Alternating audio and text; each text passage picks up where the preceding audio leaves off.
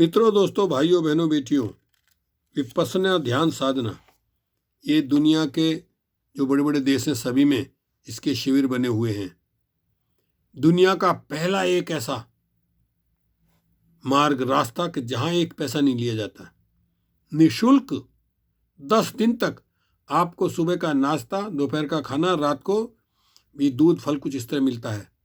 रहने के लिए आपको कमरा मिलता है, उसमें सारी सुविधा होती है। बताइए कहाँ मिलेगा? दुनिया में कोई दूसरा मिलेगा नहीं। ये तो धन्य हो सत्यनारायण गोयनका जी, अब तो नहीं रहे, निर्वाण प्राप्त कर गए 90 साल से ऊपर के होकर के। अभी वो नहीं है, लेकिन वो बना गए ऐसी व्यवस्था।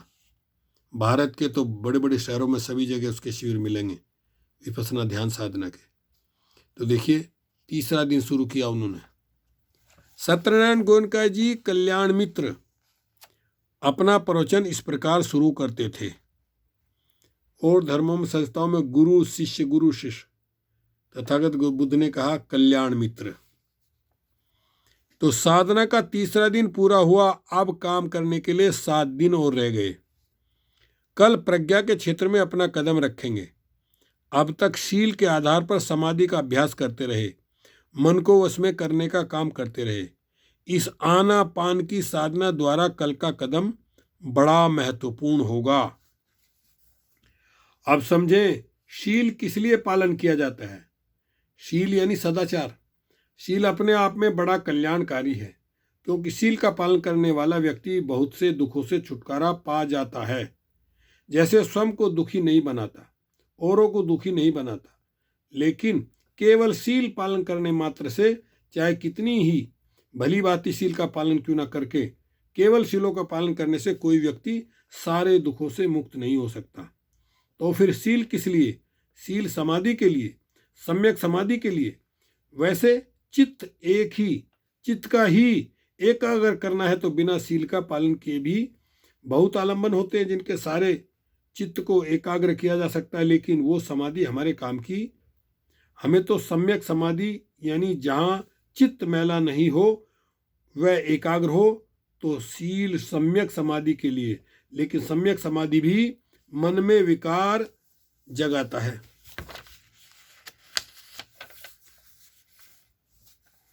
हम उसे दूर करते हैं, जैसे विकार जागता है उसे दबा देते हैं, और चित्त को एकाग्र करते हैं तो समाधि हुई। मन को अपने वश में कर लिया, अच्छी बात हुई, लेकिन समाधि से मुक्ति नहीं मिल सकती। सारे बंधनों से मुक्ति नहीं मिल सकती, सारे दुखों से मुक्ति नहीं हो सकती। जितनी बार विकार जागा और उसे समाधि के बल पर दबाया तो दमन ही किया ना, तो अंतर मन की गहराइयों में वो विकार भीतर ही भीतर बढ़ता गया।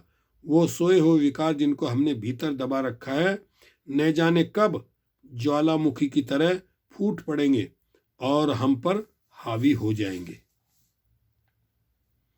इसीलिए जब तक अंतर मन की गहराइयों में दबे हुए विकारों को बाहर निकालकर उनसे छुटकारा ना पालें, तब तक सही मायने में छुटकारा नहीं हुआ। तो धर्म की जो तीसरी बात समझाई गई, सहचित्त गे परिमोद पनग, यानी परिपूर्ण रूप से उसका शोधन हो जाए,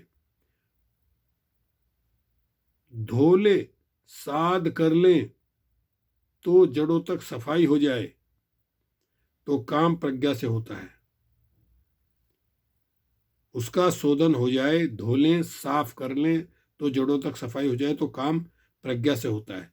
शील समाधि के लिए, समाधि प्रज्ञा के लिए, प्रज्ञा विमुक्ति के लिए। तो यदि प्रज्ञा के खेल में कदम रखना है तो समझें प्रज्ञा क्या है। कल इसका अभ्यास करेंगे, तो आज समझ ले प्रज्ञा क्या है। धर्म के 3 अंग शील में आए, 3 अंग समाधि में आए, 8 अंग वाला धर्म है, 8 अंग वाला मार्ग है। तो बाकी बचे 2, वो प्रज्ञा में आए। वो क्या है? सम्मा संकप्या, सम्मा दिट्ठी, सम्मा संकल्पो, यानी सम्यक संकल्प, सम्यक विकल्प चलते ही रहते हैं, चलते ही हैं। तो हमारे संकल्प, विकल्प, चिंतन, मनन सारे बंद हो जाएं, हम बिल्कुल निर्विचार बन जाएं। इसके बाद प्रज्ञा का काम शुरू करें, ये आवश्यक बात नहीं। संकल्प विकल्प चलते हैं, लेकिन इन संकल्प विकल्पों में जरा तब्दीली आनी चाहिए, जरा सुधार होना चाहिए।